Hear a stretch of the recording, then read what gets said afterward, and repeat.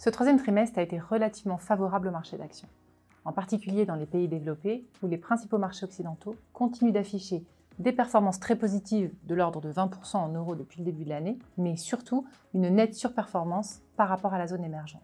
Alors il est vrai que dans les pays émergents et en particulier en Chine, un ralentissement de l'économie est à l'œuvre depuis le début de l'année, mais plus récemment, le durcissement de la politique monétaire, les mesures de régulation du secteur de la technologie et une nouvelle détérioration de la situation sanitaire ont été les principaux facteurs de cette sous-performance.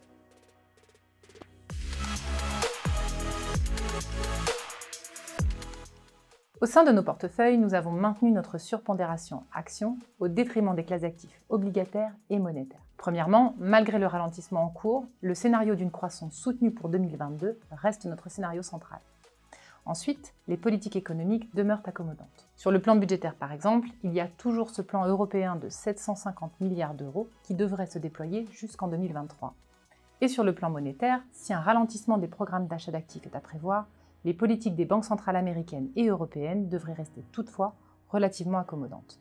Au sein de la poche action, nous conservons une position équilibrée entre les différentes régions et maintenons une légère surpondération sur les secteurs cycliques. Les semaines à venir pourraient être marquées par des épisodes de volatilité dus à la persistance de certaines incertitudes liées notamment au caractère transitoire ou non des pressions inflationnistes aux États-Unis et en Europe et à l'ampleur du resserrement des politiques monétaires.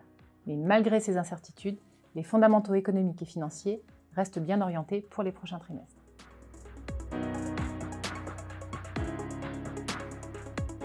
Dans notre gestion ISR, 3 titres se sont démarqués. En Europe, ASML, leader mondial d'équipement pour la fabrication de semi-conducteurs, gagne près de 60% cette année. ASML bénéficie d'un quasi-monopole et devrait continuer de croître avec les nouveaux besoins technologiques comme les objets connectés ou les véhicules électriques. Dans la santé, Novo Nordisk, spécialisée dans le traitement du diabète, progresse quant à elle de 16% sur le trimestre. La société a revu à la hausse ses objectifs de croissance après le très bon démarrage d'un médicament contre l'obésité et une accélération dans l'activité diabète. Aux États-Unis, Intuit, spécialiste des logiciels de comptabilité pour les PME et les particuliers, continue d'afficher une croissance soutenue et régulière. Une des forces d'Intuit est sa capacité à proposer de nouveaux services et gagner des parts de marché grâce à des acquisitions ciblées. En revanche, 2 de nos convictions long terme, LVMH et Visa, ont pesé sur la performance. LVMH a été pénalisé par des craintes de durcissement réglementaire en Chine.